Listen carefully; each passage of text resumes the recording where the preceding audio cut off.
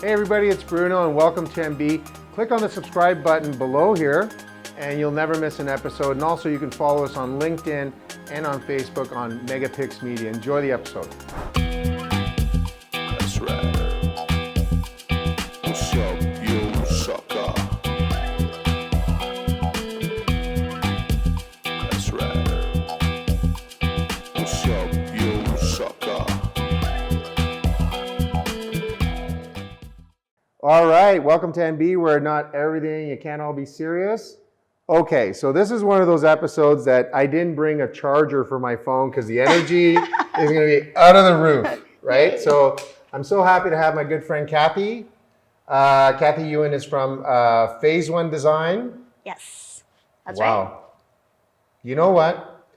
I'm gonna tell you something. I know what I know, and I don't fake it. I don't Okay. believe when people say, fake it till you make it. I actually don't really know what a designer does. Okay. So let's start off, that's not where our conversation is gonna go, but let's start off with that because I know you're really proud of your business. Yeah. So what does a designer do? What does Phase One Design do? Let's get after it. What problems do you solve? Great question. So Phase One Design is a custom home design firm. So we are custom home designers, or as I like to say, we're dream home designers. So whether that's a brand new custom home build or a renovation, everybody kind of in their mind at some point has, I'm sure, dreamed about this beautiful home that they're going to live in. So we would be the experts that you would come to, and we take clients all the way through the process. So obviously from the building design, floor plan design, exterior design, all the way through interior design. And then of course there's all this boring stuff that needs to happen like permits and engineering, boring but necessary. Right. So we would help a homeowner client go all the way through that process from start to finish and into construction successfully. So you remember that commercial where they had all the coffee beans and they go, and they slice it all down? Oh, You remember yeah. that? Do you remember Is that this commercial? like gonna age me now? Well, it is, yeah. All 22 years of you. No, I'm just joking. No, let's just kind of get your whole stuff off the table Okay. because we want to talk about something else. Not that your business is not Sure, important. yeah. I've said this to Kathy several times, right? Her videos are awesome. Aw, thank you. Like the ones you're talking about, designer and the permits, the boring Yeah. stuff. I think they're extremely well put together. Thank you. They get to the point and they really explain. They're good explainer videos. So let's Thank get you. that out of the way. Sure. Top, give them the website, give them Yeah, the link at the sure. bottom so they Sure. can see those. Yeah, 'Cause so my YouTube channel is called Custom Homes with Kathy, and it's everything you ever wanted to know about designing and building your custom home and dream home. Right. So Yeah. you can click under here. Yeah. And our good friend Artino Bambino is going to put that in there. The reason why I say that is because if they go to those videos, they're going to get really what they need about what you do, how you do it, That's and how right. successful you become in Yeah, that, well, thank you. that business. So I didn't really want to cover that today. Okay. Is that okay? That's okay. You're mad at All me? good. No. You're good? I'll forgive you. Okay. I'll forgive you. No, because one of the reasons why we wanted to have this meeting is that, or this shoot, is just really to talk about kind of your madness about business, not just design. Yes. And that's taking care of your business. Yeah. But, you know, walk us through, like, you're not just a designer, you're really good at that, but you're a business person. Walk me through like where you've been and where you're going, because you're going places. Yeah, well, thanks. So yeah, I mean, my background is in design. I'm an architectural technologist. And maybe just a little bit of story of why I love business so much. I actually was never formally trained in business. I was 26 years old when I started my business. What? Knew You're nothing. 22 now. Yeah, I know, right? Time flies. So that was... How old am I? Holy geez. 14 years ago? 14 Wow. years ago, yeah. So you can do the math if you want. So yeah, I decided I was going to start a business, and I remember thinking, oh my God, how hard could this possibly be? Right. And as everybody knows, it's way harder than everybody thinks. And because I had no business background, oh, and by the way, I was 26, broke, no money. So my options were pretty limited in terms of hiring a business coach or, going back and getting educated. So I literally just started reading as many books as I possibly could. And this was before the internet. Oh my gosh, I am dating myself. Before the internet was the internet it was today. So Sorry, what's the internet? yeah, internet, what is that? Right?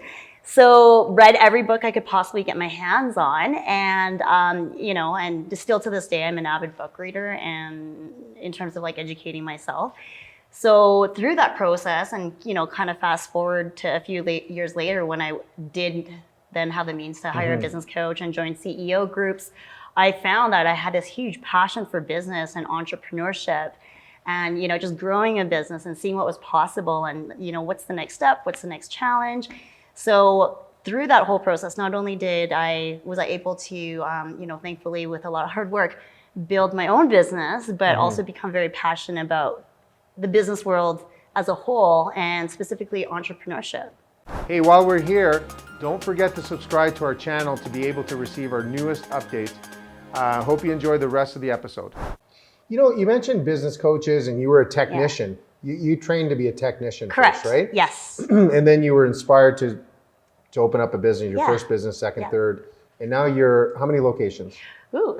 Well, as of last week, we now have 4. Wow. So Vancouver, Kelowna, Calgary, Toronto.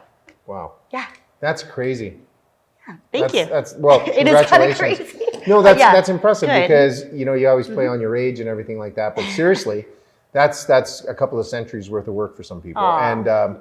But my thing is that, what was the toughest thing about being in the technical field and getting into kind of the abstract field, really running a business? Yeah, so I think it's literally just having zero business knowledge. That was the biggest thing. I think that was the biggest hurdle, and lack of money, I think. And I think even just being that young, where you don't really have a lot of connections and knowledge and all these things that typically just takes time to build up. Right. But on the flip side, I actually think that was a great thing, because because you don't have the money and the knowledge and the resources and the connections, all that kind of stuff. Not only does it make you naive, because it's like, okay, I'm just going to do this, and you just get it done, but it also makes you very creative, right? Right. So, the same thought process you would have when you don't have a lot of money versus access to like unlimited money, I think, especially as a business startup, right? Like, you just have to get creative and get things done with much less than you would if you had access to more. So you started your business with your own money. Correct. Like, you didn't go out and get $100,000 from mom and dad and sister. Oh gosh, and, no. Right? No. So you started with whatever was in your pocket. Yeah. And I didn't have to confirm that because you'd already told me that. But I'm just telling people that I'm really, really sorry. I get a lot of thumbs down on this. Yeah. I am totally into people that start with their own money. Yeah. Because going to borrow people's money and doing raises, it's actually not as hard as people might think. You got to tell a good story. Yeah. But what happens when you lose the money? Right. And that's one of the things that really impressed me about you, is that you're doing a lot of things, but knock on this, man. If it goes down, it's your money. Yeah, it is. So what do you tell people that started, when you started, 10, 16 years ago, or whatever the number is? I hate to give it out. Yeah, that's okay. But what do you tell them about raising money or doing it on your own nickels?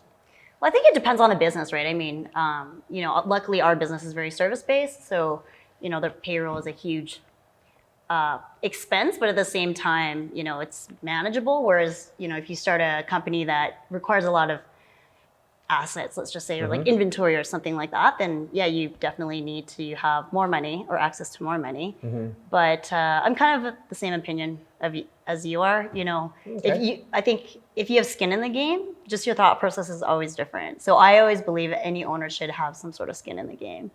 Yeah, to be clear, it's not that I understand the bigger businesses or the bigger ideas need money. Yeah. I think what I should clarify is to say that some people kind of say, I need to raise money so I can pay myself first. Oh, and I use see. other people's money or the bank's money or get you to sign off on my loan. And that I have a little bit less tolerance for, because I'm saying you have no skin in the game. And actually one of the things that I used to ask entrepreneurs, because I mean, still do, and they knock on the door and they say, hey, can you, invest, or can you put me in contact with somebody? The first question I always ask them is I want your opinion on this. I always ask them, how long are you going to go without getting paid? Oh, I was just thinking the same thing when you were actually talking about that, because I was like, I didn't even get paid. Like, I can't even remember how long I didn't get paid. I'm not getting paid for this.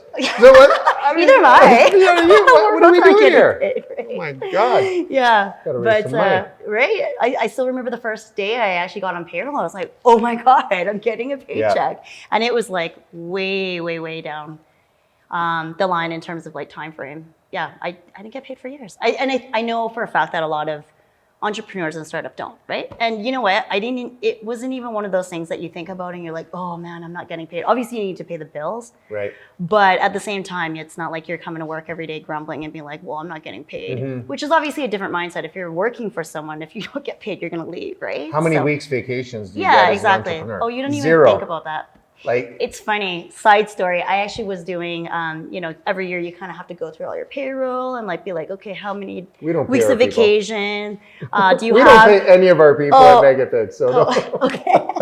So But tell yeah, me about that problem. I was looking at my accrued vacation and I was like, oh my God. I'm like, you know what, just make that go away. Like I haven't taken Yeah. vacation and I mean, I've taken vacation, but. Yeah, I'll always remember one person that that really wanted some of us to invest in their in this person's company. We ended up investing, and I asked that question, and I was positive this person would say, "Well, you know what?" He had it right down to the date. He said, "I have 36 months worth of savings between my wife and I." God. And I'm like, "So you're not going to draw one penny?" He goes, "Nope." And I'm like, "Wow, Wow. That's great. You're as crazy as I am, and some of my friends are. So let's do this, Yeah, right? Let's yeah. talk about it." Yeah. And then we got to the next level, obviously. But that being said, now I bet you any money. What did we bet? Barbecue chips? Oh no, ketchup chips. You said you were gonna bet a muffin, but I'm like, I don't eat sugary carbs. Right. Well, I do, but I don't really. Yeah. So we got ketchup chips. on Ketchup, this. yeah. So I bet you ketchup chips right now that on your LinkedIn and whatever your social media is, like when you first started, social media was, well, LinkedIn was around. It wasn't even but it really wasn't around. Not wasn't like it is real now. Yeah. relevant. But I bet you any money now, you have 4 locations, you're successful, you're getting hit by every single business coach and professional. I can do this for you and I can do that. But let's stick on business coaches because you said you couldn't afford them. Yeah. Now you probably can afford them. Yeah. What is kind of one of the biggest turnoffs? Turn-offs? Yeah, like, I mean, I get business them. coach? I get them and they kind of go, hey, Kathy, listen, let's connect. I'll show you the 13 steps to becoming a even better or scale your company. Do you mean like when they approach me on social media? Just in general, like then you start, then you get to them and you talk to them. Yeah. And they start saying stuff about how to grow your business. And you're kind of like, ooh, is this what I missed when I started? I didn't really need, Yeah.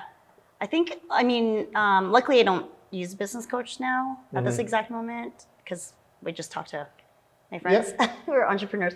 But I think to answer your question, the biggest turnoff would be just more being almost too forward when you're approaching someone. So for example, somebody sends you a LinkedIn connection request, you accept it, and it's not even like, hey, how's it going? It's like, hey, here's basically a 2-page letter of why you should hire me. It's like, I don't even know who you are. Just even say, hey, Kathy, how's it going? Or something that's more a little bit more human. And I get that. Like, there's the whole automation thing. I'm sure all these messages are automated, but that's I don't know. Do you not get those a lot? Oh my I God. probably get about 10 of those a day. All of a sudden, I don't know, because I have gray hair or something like that. And they say, I can see by your profile that you're a successful business person. I'm like, how can you even guess that?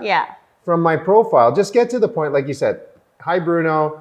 I would like to sell you something, right? And, you know what? Actually, that would be kind of refreshing, right? Yeah, let's get to the point. And the thing is that they're making these automated assumptions sometimes. And I can tell, and you can tell, when they're saying, you know what, I'm new to this. I saw your profile, like, God, it was cool. There's no way.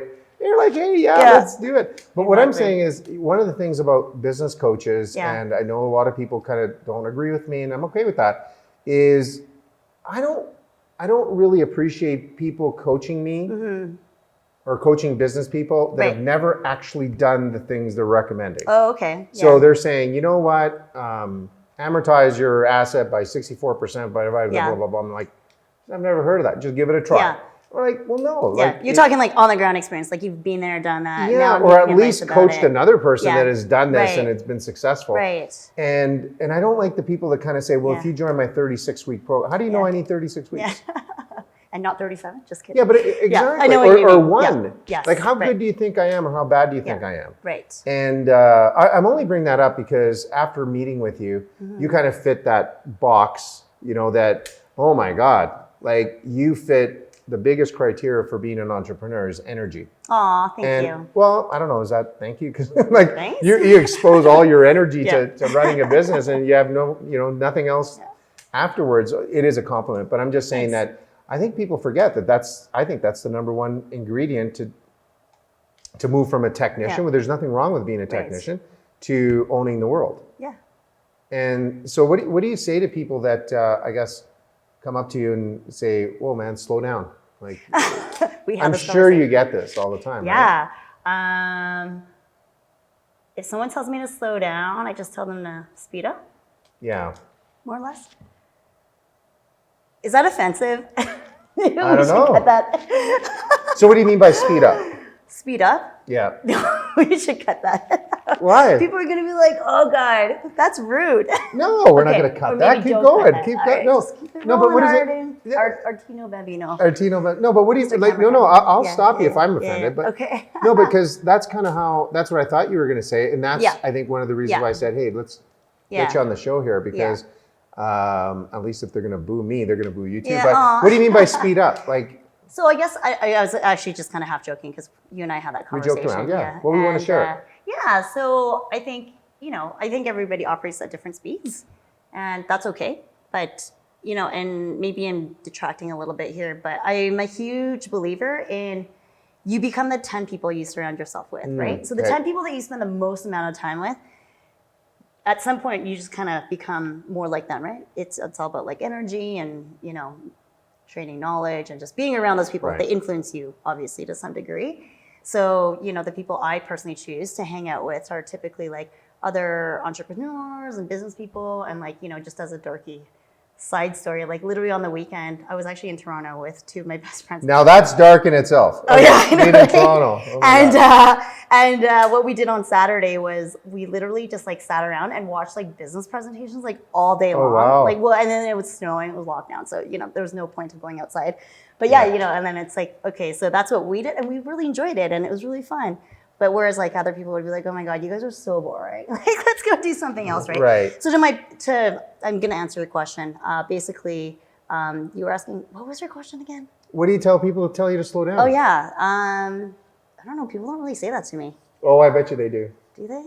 Well, I mean, you go at a different speed, right? Yeah. Well, you just answered it by saying you guys, you hang out with a group of people that don't tell you to speed up. Yeah. Well, you know what? That's pretty much all the time we have for this episode today.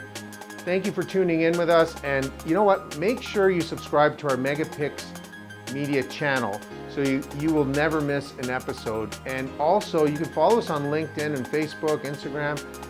We have content almost every day. So thank you very much for joining us. I'll see you guys soon.